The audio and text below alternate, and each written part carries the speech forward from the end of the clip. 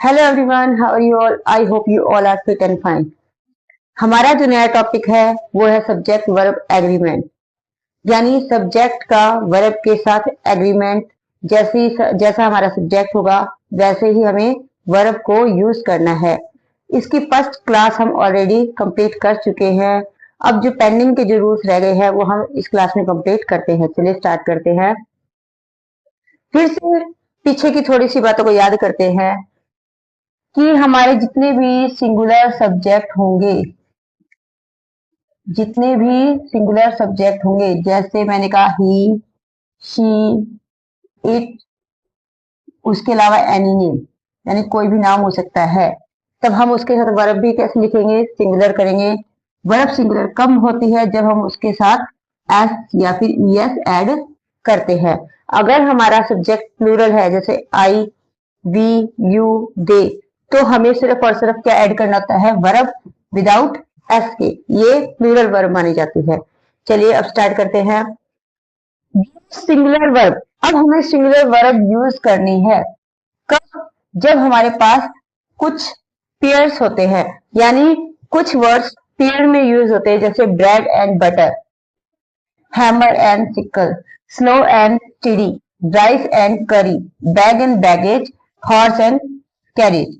अब ये तो नहीं कहते कि हम सिर्फ, जैसे मुझे खाने में चावल और करी पसंद है तो सिर्फ चावल चावल करी को छोड़ दें। कुछ ऐसे वर्ड है जिन्हें हम कॉमनली एक साथ ही यूज करते हैं। तो एक साथ यूज करने का मतलब ये है, ये पेयर में है, तो जब पेयर है, जब इनका जोड़ा है, तो इनके साथ हम वर्ब सिंगुलर ही ऐड करेंगे। एग्जाम्पल देखते हैं। ब्रेड एंड बटर इज और आर, यानी दोनों वर्ब है। My favourite food. ब्रेड और बटर देखकर कोई ये सोचे कि एक नाउन दूसरा नाउन, तो ये प्लूरल हो गया। नहीं, ये पेयर में यूज हुआ, तो हम क्या करेंगे? हमारा सिंगुलर वर्ब यूज होगा। हर bag and baggage, bag and baggage फिर से वही पेयर में है, तो is ready. Time and tide, time and tide, wait या फिर वेट फॉर नन। मैंने कहा था कि हमारा सिंगुलर सब्जेक्ट है तो हम वर्ब में प्लस एस और ई एस ऐड करते हैं। अगर हमारा सब्जेक्ट प्लूरल है तो हम खाली वर्ब लिखते हैं। तो हमने कहा इसे, हमारा जो सब्जेक्ट है ये सिंगुलर है, तो हम वेट हमारी वर्ब होगी। Next rule, each, either, neither, everyone, one, someone, somebody, no one, nothing, none, everyone, everything, somebody. ऐसे ये वर्ड्स होते हैं जिनसे हम इन्हें ये कह सकते हैं इनडेफिनेट प्रोनाउन है। ये डेफिनेट नहीं है, हमें इससे ये नहीं पता चलता है किसके बारे में बात हो रही है। किसी ने मेरा पर्स चुरा लिया, someone has stolen my purse. तब किसने चुराया? क्लियर नहीं बोल सकते, तो ये क्या आते हैं? इनडेफिनेट, इन्हें प्रोनाउन कहा जाता है। इनडेफिनेट प्रोनाउन के साथ जो वर्ब लगाई जाती है वो कैसे लगाई जाती है? सिंगुलर वर्ब लगाई जाती है। जैसे समवन हैज और हैव, तो क्या आएगा? Has stolen my purse. Either of the books, अब यहाँ पर बुक्स देखकर यहाँ पर सोचेंगे प्लूरल है तो हम आर लगा दे। नहीं, ईदर यानी चॉइस है यहाँ पर, तब क्या होगा? इज यूजफुल, यानी जो चॉइस के लिए जो बुक्स रखी गई है सारी की सारी वो यूजफुल है।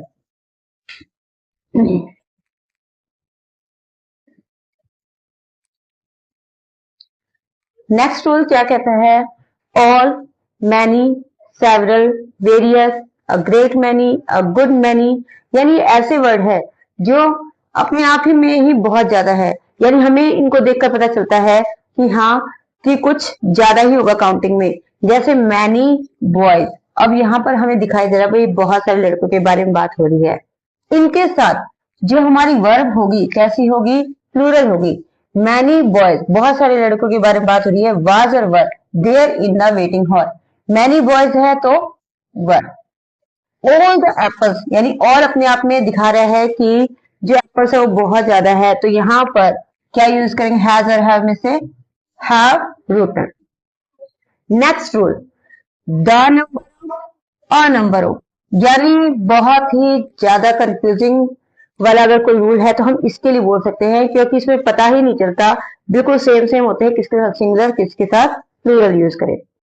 द नंबर ऑफ के साथ हमेशा ही सिंगुलर वर्ब यूज होगा, अ नंबर के साथ प्लूरल वर्ब यूज होगी। ऐसे याद रख सकते हो द नंबर। जब हम आर्टिकल में द लगाते हैं तो वो किसी स्पेसिफिक पर्सन के बारे में बात करता है, यानी जो बहुत ज्यादा स्पेशल हो जाता है, यूनिक हो जाता है, तो हम इसको ऐसे याद रख सकते हैं कि अगर कोई चीज यूनिक है, स्पेशल है, तो वो अपने आप में एक ही है, तो हम उसके साथ सिंगुलर वर्ब ऐड करेंगे। हम इसको ऐसे याद करने के लिए कर सकते हैं। अ नंबर ऑफ, इसके साथ वर्ब प्लूरल आएगी। द नंबर ऑफ बुक्स, अब देखिए यहाँ पर बुक्स है, बुक्स के अकॉर्डिंग हम क्या यूज करेंगे, आर, मगर हमें आंसर क्या देना है, जब भी द के बारे में जिक्र होगा, नंबर्स के पहले द यूज होगा, तो हम क्या यूज करेंगे, इज। फिर द नंबर ऑफ केसेस, अब केस तो बहुत सारे हैं, मगर कैसे gone down. A number of books, यानी कितनी बुक्स है, वो सारी की सारी, तो इनके साथ क्या होगा, आर।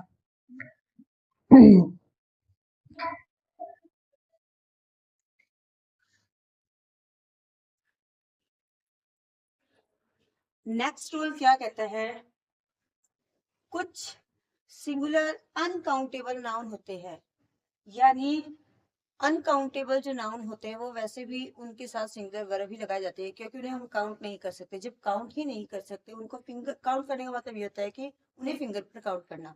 जैसे शुगर है, मिल्क है, वाटर है, क्या हम इनको फिंगर्स पर काउंट करना स्टार्ट करेंगे, नहीं कर सकते। तो इनके साथ हमेशा ही सिंगुलर वर्ब लगाई जाती है। जैसे देखते हैं furniture, poetry, news, advice, hair, alphabet, information, luggage, stationery, machinery, business, scenery, knowledge, baggage etcetera. अब एडवाइस है, क्या हम उसकी, मान लो किसने हमें एडवाइस दी, तो क्या हम ये नहीं कहेंगे उसमें एक एडवाइस दी, दो दी। हेयर है, क्या हम बालों को एक एक करके ऐसे काउंट कर सकते हैं, नहीं कर सकते।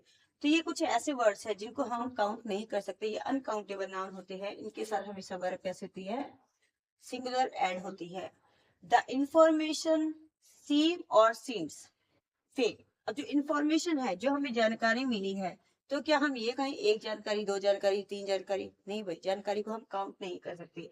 द इंफॉर्मेशन सिंगुलर है, तो जब हम वर्ब के साथ एस और एस लगाते हैं तभी वो सिंगुलर मानी जाती है। हर हेयर, अब उसके जो हेयर है, इज और आर वाइट, क्या हम काउंट करने बैठे हैं कि भाई उसके 7 बाल काले सफेद है, 4 है, 5 है, इतने बाल सफेद है, नहीं, ये क्या होगा, अनकाउंटेबल। तो इसके साथ कैसे लगेगी, is. The furniture of her house is और are is very expensive. Next rule देखते हैं। अब ऐसे ही कुछ वर्ड्स हैं जिनके साथ देखने में तो हमें लगता है कि सब्जेक्ट के साथ जब हम एस लगाते हैं, यानी कोई भी नाउन के साथ जब हम एस लगाते हैं, मैंने सब्जेक्ट बोल दिया, जब हम नाउन के साथ कोई एस लगा देते हैं तो वो क्या बन जाता है, प्लूरल बन जाता है। जैसे मान लीजिए मैंने पेन कहा, तो क्या हो गया, पेन्स। मैंने बुक कहा, अगर मैं एस लगा दूं तो वो प्लूरल हो जाएगा। वैसे ही कई ऐसे वर्ड हैं जिनके साथ एस लगा होता है मगर वो प्लूरल नहीं होते, वो सिंगुलर ही होते हैं। जैसे मीजल्स, मम्स, ये दोनों ही बीमारियों के नाम हैं, इनके नाम के साथ ही एस ऐड है। Singles, billiards, politics, ethic, civic, athletics, linguistic, mathematics, यानी इन सभी के साथ एस ऐड है। अगर आपने नोट किया हो, एस एस ऐड है, मगर ये है कैसे, सिंगुलर है, तो इनके साथ वर्ब भी कैसे यूज होगी, सिंगुलर यूज होगी। The measles is very dangerous disease, अब यहाँ पर हम आर यूज नहीं करेंगे। Mathematics is a complex subject, वो आप सभी को पता है कि मैथमेटिक्स एक सब्जेक्ट है, तो एक ही सब्जेक्ट है तो सिंगुलर में काउंट होता है। तो इसे हम ऐसे भी याद कर सकते हैं, जैसे मैथ है, मैथमेटिक्स है, उसके अलावा लिंग्विस्टिक है, सिविक्स है, ये सब्जेक्ट है। तो हम ऐसे इनको अगर 2-3 वर्ड्स को हम याद रख लेते हैं तब भी हमारे ये जो कॉन्सेप्ट है वो हमें याद रह सकते हैं, वो रूल हमें याद रह सकते हैं। मेरे ख्याल में जितना अभी तक मैंने आपको समझाया वो अभी तक आपको अच्छे से समझ में आ गया होगा।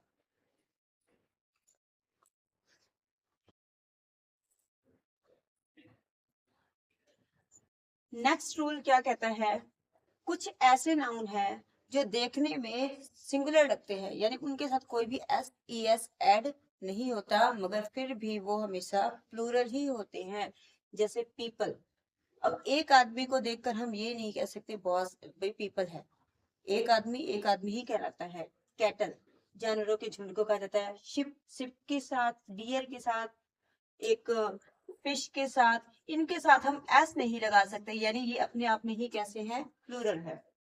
फिर है जेनेट्री, पोएट्री, मेजॉरिटी, मेजॉरिटी, फोक, कैवलरी, इन्फेंट्री, पिजेंट्री, ये सारे के सारे क्या है, प्लूरल नाउन है। इनके साथ जो वर्ब होगी वो प्लूरल ही होगी। अब जैसे हमने किसी एक पुलिस वाले को देखा, तो हम उसको ये नहीं कह सकते कि पुलिस आई हुई है, जब तक कि पुलिस वालों की वैन ना हो, उसकी गाड़ी ना हो, कम से कम 3-4 पुलिस वाले ना हो, जब तक हम उन्हें ये नहीं कह सकते पुलिस। हाँ, हम ये कह सकते हैं, एक आदमी, हमने पुलिस की ड्रेस में एक आदमी देखा या वहां पुलिस वाला एक खड़ा है, ये बोल सकते हैं। मगर इसीलिए बहुत सारे जब लोग होते हैं तभी उन्हें पुलिस कहा जाता है। बहुत सारे डियर होंगे, मतलब डियर तो अपने आप में ही प्लूरल है। ये सारे के सारे वर्ड क्या है, प्लूरल सब्जेक्ट है, प्लूरल नाउन है, तो इनके साथ वर्ब भी कैसे होगी, प्लूरल ही यूज होगी। पुलिस, अब पुलिस के साथ एस ई एस नहीं ऐड करेंगे, अपने आप में प्लूरल है, तो वर्ब भी कैसी होगी, प्लूरल। पिजेंट्री यानी बहुत सारे किसानों की, यानी किसानों की बात हो रही है, तो जब हम वर्ब को सीधा लिखते हैं, यानी विदाउट एस ई एस लगाते हैं, तो क्या होते हैं, वो प्लूरल वर्ब होती है। नेक्स्ट है, अब कुछ नाउन ऐसे हैं जिनके साथ हमें एस दिखाई देता है।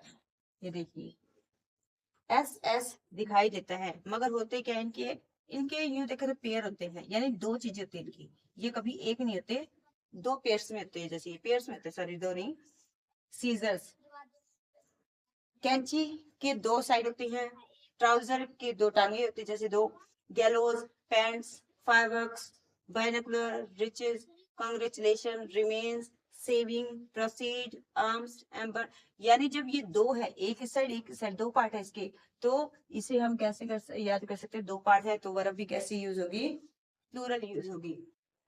Seizures are not there in my अलमीरा, वेयर आर माई पेंट्स, तो कैसी होगी, यहाँ पर प्लूरल वर्ब यूज होगी।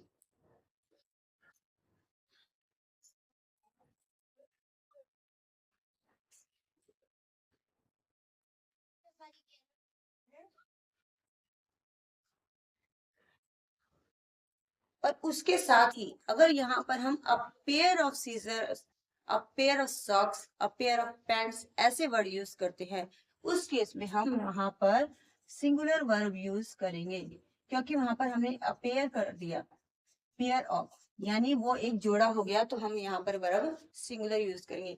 अब जितने भी मैंने आपको ये वर्ड्स बताए हैं, उनको याद करने की कोई भी शॉर्ट ट्रिक नहीं है, वो तो याद करने पड़ेंगे।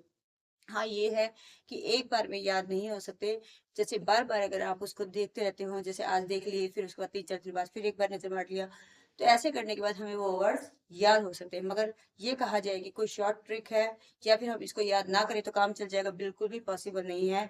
जो सब्जेक्ट वर्ब एग्रीमेंट में जो याद करने की चीज है, वो ये वर्ड्स ही है। इन वर्ड्स को जो बच्चा अच्छी तरह से याद कर लेता है, तो उसका ये टॉपिक अच्छी तरह से बिल्कुल उसे समझ में आ जाता है। चलिए, अब कुछ ऐसी चीजें हैं, अब हम टेंस से रिलेटेड बात कर लेते हैं।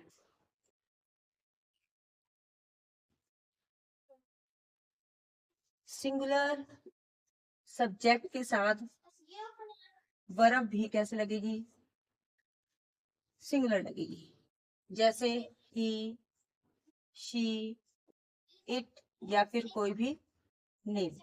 तो यहाँ वर्ब सिंगुलर कब होगी, जब हम वर्ब के साथ एस और ई एस ऐड करेंगे। ये सेंटेंस कौन सा होगा, अफर्मेटिव का, अफर्मेटिव सेंटेंस जब होगा। उसके बाद अगर हम नेगेटिव की बात करें, तो इनके साथ जब हमें नेगेटिव बनाना है, तो हम इसे सीधा डू और डज, नॉट, तो डू तो हम करेंगे प्लूरल के साथ, डज नॉट करेंगे सिंगुलर के साथ। तो डज नॉट, उसके साथ वर्ब की फर्स्ट फॉर्म किस केस में, नेगेटिव सेंटेंस में। वही सेम बात जब हम इंटेरोगेटिव यूज करते हैं, तब भी हमें डज ही लगाना पड़ता है इनके साथ। अब बात है प्लूरल की, अगर हमारा सब्जेक्ट प्लूरल है तो हम क्या करेंगे, अगर हमें वर्ब ऐड करनी है तो सिर्फ वर्ब की फर्स्ट फॉर्म यूज करेंगे। अगर हमें प्लूरल सब्जेक्ट है जैसे आई, वी, यू, दे, ये है, इनके साथ अगर हमें नेगेटिव बनाना है या फिर हमें इंटेरोगेटिव बनाना है तो हम जैसे आई डू नॉट या फिर आई डू, इंटेरोगेटिव बनाना है तो डू यू लाइक कॉफी। तो सिंगुलर सब्जेक्ट में नेगेटिव और इंटेरोगेटिव बनाते वक्त हमें डज यूज करना पड़ता है, और प्लूरल सब्जेक्ट में हमें आई, वी, यू, दे के साथ हमें डू ऐड करना पड़ता है। अब है प्रेजेंट कॉन्टिन्यूस की बात। प्रेजेंट कॉन्टिन्यूस में भी सेम, अगर वो सिंगुलर सब्जेक्ट है, सब्जेक्ट सिंगुलर है तो हम यूज करेंगे इज, वर्ब की फर्स्ट फॉर्म और आईएनजी। अगर हमारा प्लूरल सब्जेक्ट है तो हम यूज करेंगे आर, वर्ब की फर्स्ट फॉर्म आईएनजी। यही अगर हमारे पास प्रेजेंट परफेक्ट टेंस है तो सिंगुलर में हम यूज करेंगे हैज, वर्ब की थर्ड फॉर्म। यानी अगर हमारे पास सिंगुलर सब्जेक्ट में हम हैज प्लस वर्ब की थर्ड फॉर्म यूज करेंगे। अगर यही हमारा प्लूरल सब्जेक्ट होता तो हम यूज करेंगे हैव प्लस वर्ब की थर्ड फॉर्म।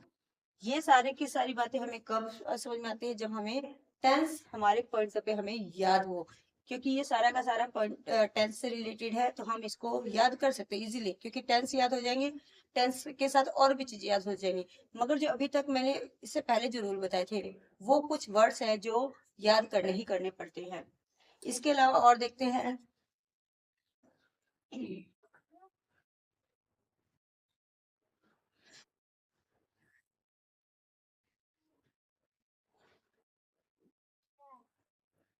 अब जैसे सब्जेक्ट के साथ अगर मैं हैज, बीन, अगर ये मिलता है तो हम वर्ब की फर्स्ट फॉर्म और आईएनजी लगा देंगे। कब? जब हमारा सब्जेक्ट कैसा होगा, सिंगुलर होगा।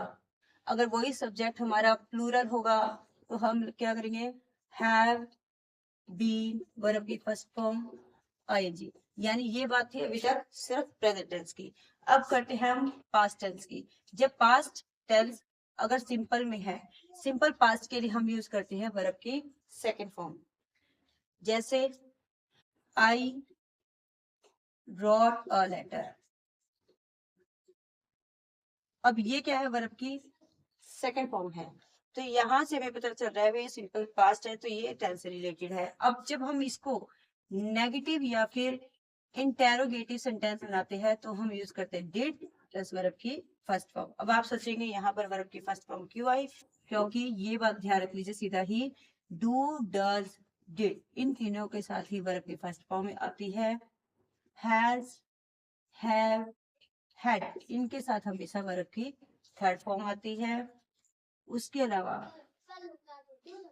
Is, am are, was were, इनके साथ वर्ब की फर्स्ट फॉर्म और आईएनजी यूज होती है। आई होप आपको ये टॉपिक भी अच्छे से समझ में आया होगा। फिर भी कोई डाउट रह जाता है तो हमारी वीडियो को आप फिर से स्टार्टिंग से देख सकते हैं और हमें कमेंट करके अपने डाउट पूछ सकते हैं। अगर आपको हमारा वीडियो अच्छा लगा हो तो इसे लाइक कीजिए, सब्सक्राइब कीजिए, कमेंट कीजिए। Thank you for watching this video.